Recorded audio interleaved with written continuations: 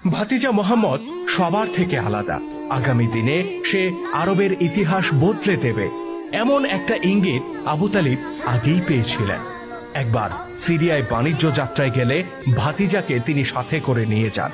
কোরাইশদের যে বাণিজ্য কাফেলার সাথে তারা যাচ্ছিলেন, পথিমধ্যে এক গির্জায় সেই কাফেলাকে আপ্যায়ন করা হয়।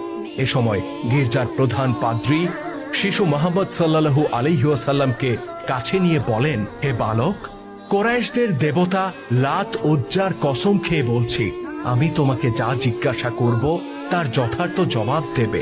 শিশু মুহাম্মদ সাল্লাল্লাহু আলাইহি সাল্লাম বলেন, আপনি আমাকে লাত উজ্জার নামে কোনো কিছু জিজ্ঞাসা করবেন না। আল্লাহর শপথ, আমি এদেরকে সবচেয়ে বেশি ঘৃণা করি।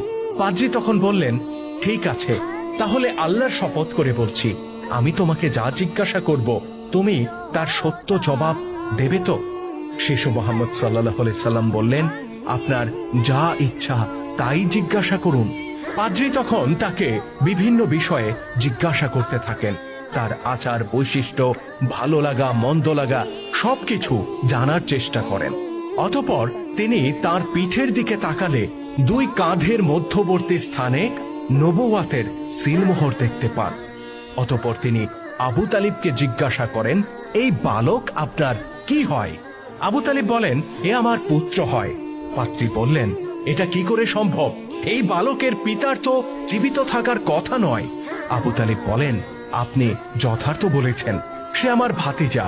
সে যখন মাতৃগর্ভে তখনই তার পিতা মারা যায়, আর 6 বছর বয়সে তার মাও মারা যায়। এরপর আমার পিতা আব্দুল মুত্তালিব তার দেখাশোনা করতেন।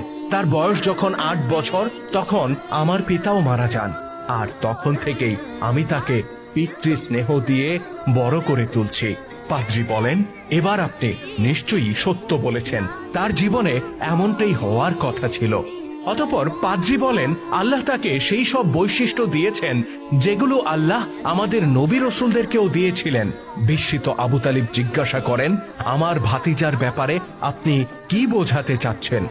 পাদ্রী তখন আবু তালিবকে ইনজিলে বর্ণিত ভবিষ্যৎবাণীগুলো পাঠ করে শোনান এবং নিশ্চিত করে বলেন, এই বালক একদিন নবী হয়ে উঠবে, আর সমস্ত মানব জাতির মাঝে সে রহমত ছড়িয়ে দেবে। লোকেরা তার বিরুদ্ধে ষড়যন্ত্র করবে, এমনকি তার নিজের পরিবার আর গোত্র থেকেও তাকে প্রত্যাখ্যান করা হবে। আপনার উচিত হবে সমস্ত বিপদ আপদ থেকে তাকে রক্ষা করা। সেই থেকে আবু তালিব জানেন তার ভাতিজা সাধারণ কেউ নয়। তাই ভাতিজার প্রতি ভালোবাসার পাশাপাশি আবু তালিবের বাড়তি সতর্কতাও ছিল। বর্ণিত পাদ্রীর নাম ইতিহাসে বাহিরা বা বুহাইরা হিসেবে উল্লেখ করা হয়েছে।